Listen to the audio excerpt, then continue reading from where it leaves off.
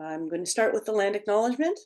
We are on the meeting of the traditional territory of many nations, including the Mississaugas of the Cree, the Anishinaabe, the Chippewa, and the Haudenosaunee, and the Wendat peoples.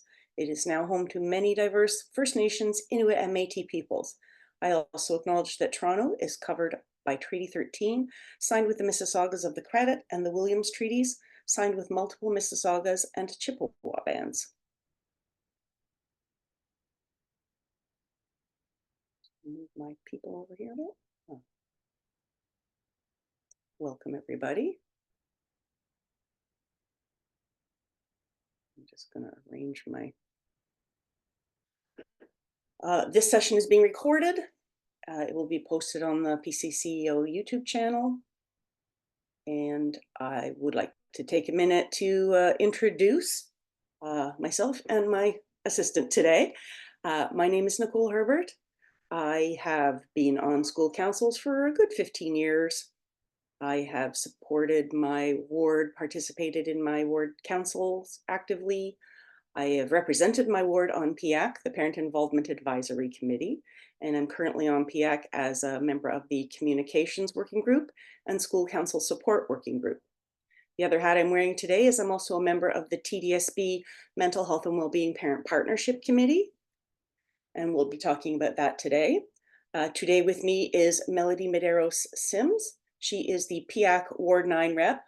She's going to be managing the chat, the Q&A today. So the chat we're not using except to share links. If you have questions, please put them into the Q&A and we'll be answering them at the end of the slides. Today we're going to be talking about how school councils can support wellness and joy in the school and at home. We'll be talking a bit about school council's role. We're going to cover parent and caregiver engagement, and then how all of those things can be incorporated into building school wellness. I'll be saying the word parent today mostly, but I do intend that to include parents, guardians, and caregivers.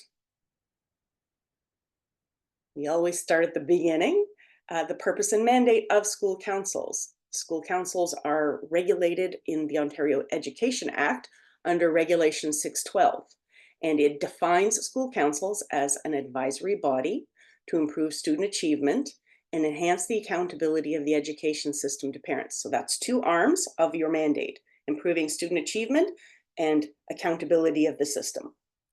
Councils are also bound to the policies and procedures of the TDSB, including equity, parent-caregiver engagement, community involvement, and fundraising. Everything you do as a school council should be revolving around your mandate. That is why you're there. How do we fulfill our school council mandate? Well, we're an advisory body and we make recommendations, predominantly to our principal, but we can also make recommendations to the school board and the Ministry of Education. We hold the system accountable within our community, and we set goals around student success. It's important to us representing our entire school community to remember that we're seeking out everybody's voice, not just the people who show up. We're providing opportunities for everyone to contribute, and we're supporting our families in their needs for student achievement and well-being. So using the two arms of our mandate, student achievement and system accountability, the kinds of things that will look like in student achievement, we'll be supporting our families to understand education and the system and what's going on in their classrooms. We might be hosting workshops or sessions. We're talking about initiatives and community building. That's part of the belonging piece.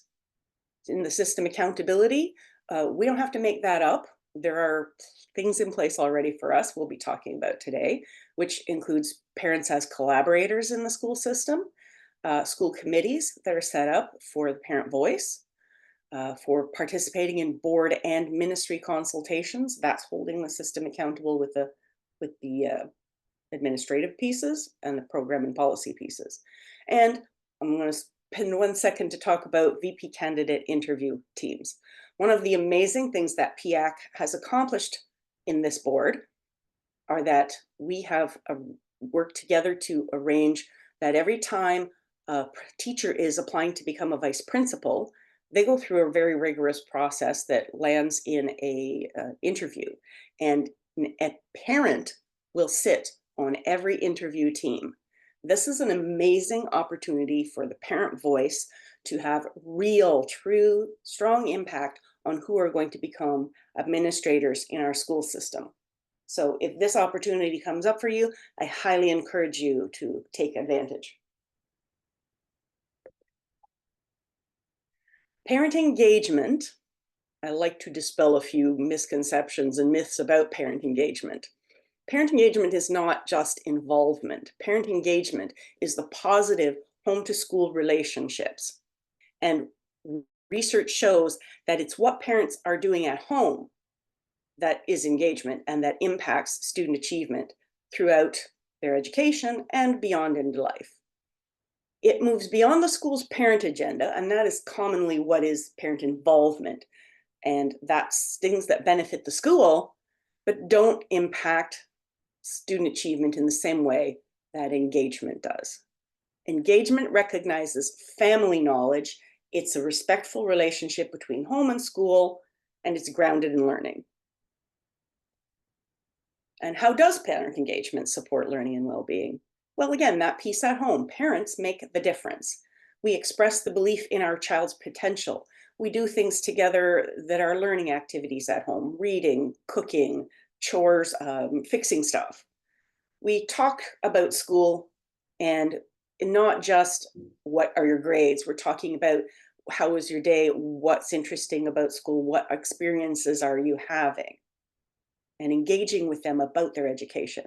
And when we as parents can participate in school-based activities, then that gives us an opportunity to build that strong community.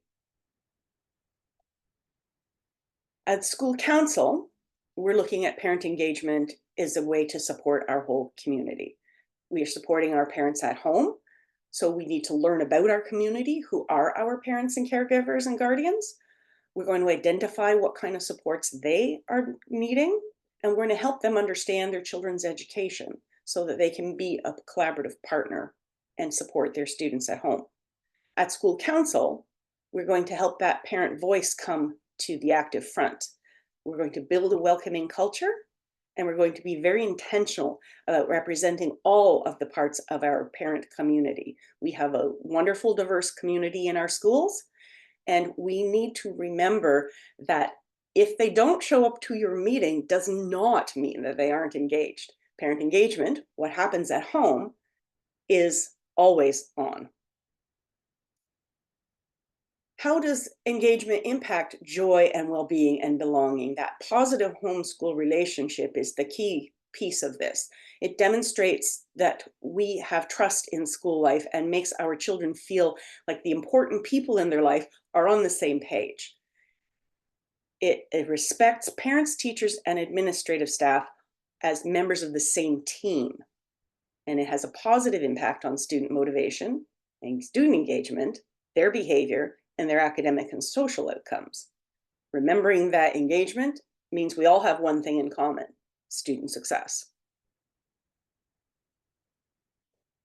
And our schools need to be a mentally healthy environment. And how do we know, what does a mentally healthy school look like, that positive school place?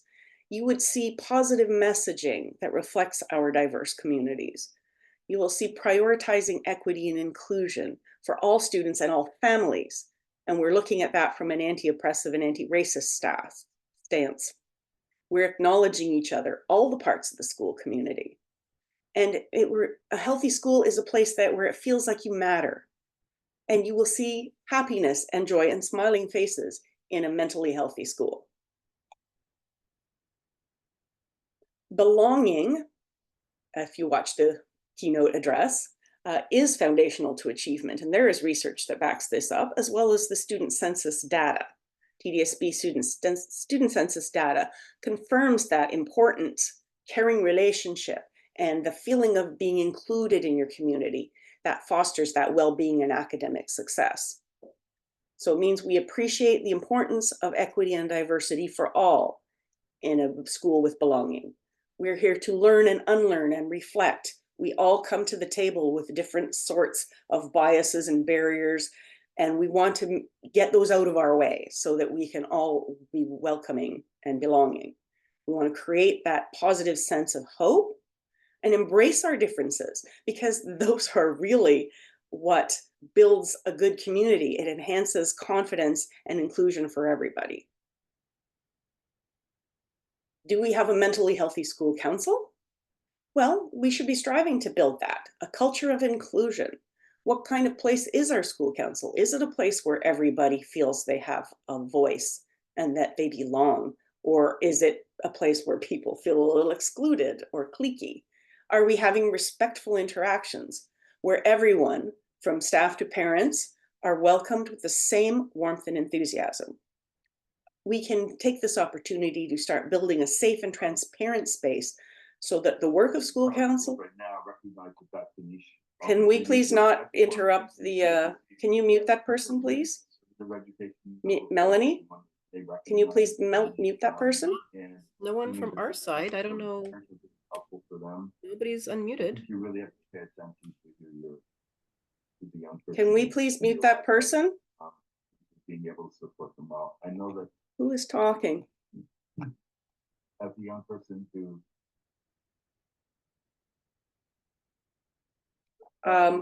Ian, are you speaking? Because I'm presenting right now and I would prefer that you hold your questions to the end. Melanie, you're going to have to remove this person if they won't stop speaking. Everyone's muted, Nicole. I don't know who's speaking. Everyone's muted. I don't know who's speaking. Who is speaking? The stuff that would come to be meaningful for me, however, would be some of the stuff that I would return to. Sorry, this is very bizarre. Everybody's muted on my end. In a way. No, Ian left, but I still hear the voice. But that's not really where my heart. I'm sorry, we seem to be having some technical difficulties. My focus and what I care about. So I think there is definitely the emergence of those more traditional schools. All right. Also an increasing. Sorry, guys. I'm just going to. Can you go into the Zoom support chat and ask somebody to? I'm going to stop recording this. Okay, so we are building a transparent school council where everybody learns to feel comfortable with our differences and where we can include that equity. And when we have a school council planning session, we usually do our planning at the beginning of the school year, and I definitely encourage people to put together a school council plan because it creates that shared vision and it gets everybody on that same page where you can match your efforts to the school needs by using different tools like the school improvement plan and school committees, school council subcommittees, any committees you might be running, data from our school, our profile and our census, and as well as surveying parents and staff for their ideas. And school council is a collaborative place. And we do have these tools that I was discussing earlier about ways that you can be, to participate and be in the school council using those tools to provide well-being tools, parent voice, and all of those things. These are put in place already. So you will know that school committees, there are certain mandatory committees every school is required to have. Caring Safe Schools is one, and many schools do their mental health work in that committee. Everyone's required to have a school improvement plan. Parents are to be included in that as per Regulation 612. In elementary, there's a staffing committee that parents should be participating in some way, and a school budget. There's also the school statement of needs, and that is a document that is prepared usually by school council, but by parents that identify school leadership needs. And I'd like to remind everybody that there is school council funds available from the government. Every school council is funded for administration on a per pupil allotment, $1.25 per student. So that's a maximum of $1,000, but a minimum of $300. And every school council gets parent engagement funds of $500 per school per year. These are funds that don't carry over. They come If you don't use that money, it goes back to the government. Uh, Basically through the TDSB, they will reabsorb those funds. If you are unaware of these funds, they are found on the school budget. And the school budget line GL 41500 is where they are. So if you need to let your principal or school administrator know, that's the money you're talking about. And these funds are decided by school council for usage. All right, and the school council votes on how this money is used. We also have communications tools to help build stronger relationships. So we have communications tools. The TDSB provides a email account for every school council. There is technical support that has been updated this year, as well as a bit of the process is different. So if you've tried using this account in the past and it wasn't a success, we'll try again, because they're working on improving it, and PIAC has been advocating for improvements on that one. The benefits of a TDSB email account is that your school council account remains the same all the time. So parents and caregivers can always contact you at that address. It transfers every year to the next people on council. It also gives you access to School Messenger, which is the broadcast tool that principals use. So you can send messages to your entire school body. You also have a place on your school's website where you can post school council information, like your contact information, meeting dates, your minutes, your annual reports, that kind of stuff.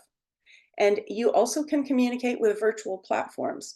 Zoom, you get Microsoft Teams with your TDSB account, Google Meets, social media. There's a lot of ways to build relationships and be in touch with your community. You can also use consultations as an opportunity to strengthen relationships. Some specific areas of consultation are required by Regulation 612, that councils are basically required to consult with their parent body on any matters that they are considering. Principal also is required to consult parent body about certain things, and that's generally done through the school council, like a school dress code or improvement plan. You can use surveys, in-person surveys at a parent-teacher interview night or other night where parents are in the school, digital surveys, Google surveys, MailChimp. You can have dedicated sessions on specific topics that you want parent feedback on. You can have listening circles. There's a variety of ways that you can collect that diverse parent voice so that everybody gets an opportunity to participate in the work of council. The school statement of needs. I'm going to go into these tools a little more in depth now. Outlines what is unique about your school community. This is a template that you can find on the torontopiac.com website, our website, and we help to develop these templates. This is a tool that's used by your superintendent when a principal or vice principal is changed at your school. And it is not something the principal weighs in on at all. It's a fully parent-driven document, and it is submitted directly to your superintendent, usually at the end of October. If you haven't submitted this, your superintendent will probably be reaching out looking for it. The school statement of needs gives you an opportunity to build that wellness piece into your school body. You can include items about the leadership values that you want, that some people, you want a leader that is going to value that relationship about engagement in the homeschool piece. You can get information to complete your school statement of needs by collecting information from your parent body. You can survey them with some of the tools on our website. You can set up a table and collect information that way at curriculum night, for example, or share the template. There's a parent letter template you can send out. And it's an opportunity for you to reflect on the student life at your school as well. Do you have specific clubs? If you have a student council at your school, you should be consulting your student council about the kinds of things that they prioritize that make your community a unique place.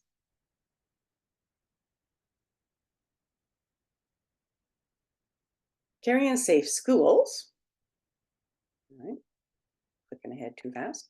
Caring and Safe Schools is a committee that every school is required to have a team, and they're responsible for fostering the safe, inclusive, and accepting school climate. Now, it isn't always a standing committee that's called Caring and Safe. Different schools operate this committee in different ways, as many of the other committees are. But a parent is required to be part of this community. And so if your committee meets during the day, that can make it a challenge for a parent to participate, but you can find ways to pass the parent voice back and forth with this people via email or some other way of communicating between the staff members and the parent reps. The role of a parent is to provide the input and recommendations on behalf of parents. So it's optimal if that parent is connected to school council, because they can report back and forth, collect information from school council, share it with the Safe and Caring Schools Committee, and vice versa.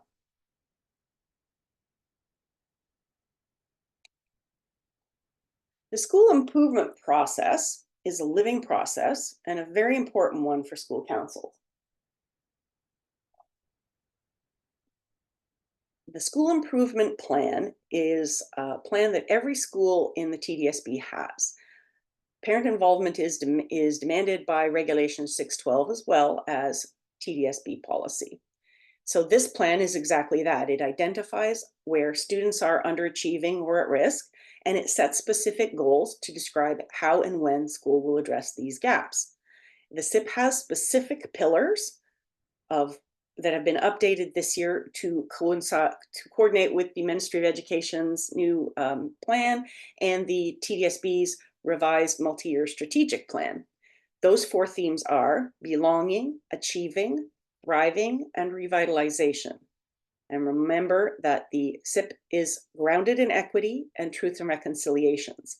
The SIP is a cycle, and the graphic here shows you a bit of that cycle. So it's a living document, and you can go through this cycle with your school council throughout the year and follow up and see how things are going and how are we achieving our goals. It's a great tool for school council planning because the needs of our students is outlined in this plan. So that is very related to our school council mandate. When you are helping develop goals for your school improvement plan, the wellness goals in this topic we're talking about today are developing belonging and thriving goals predominantly, and these all support achievement, obviously. The school's well-being goals will be on last year's SIP, so you can have a look at what were goals last year when you're looking at your data. You're accessing that with support from your school staff. It's the census, the school profile, who is our school, what is our demographics, nutrition, those kinds of things.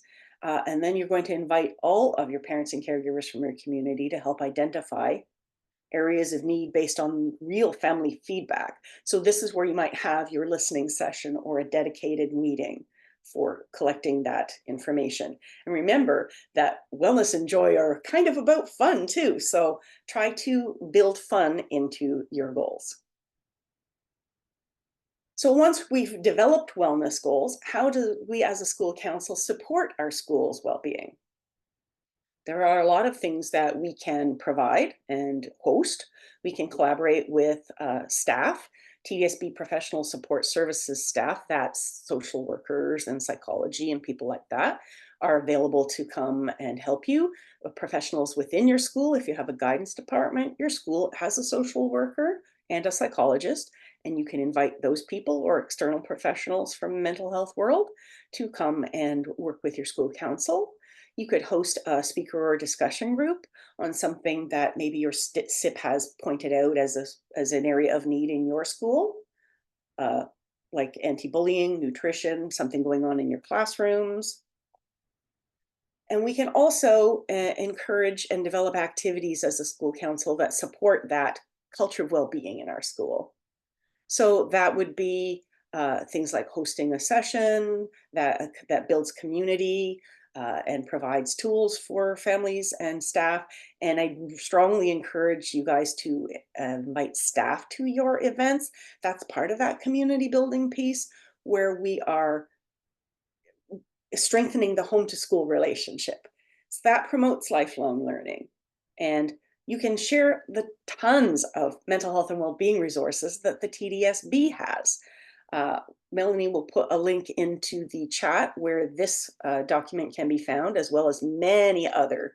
The culturally responsive and relevant resource links is one of my favorites because it really was very mindfully developed with tons of excellent things for areas across the city.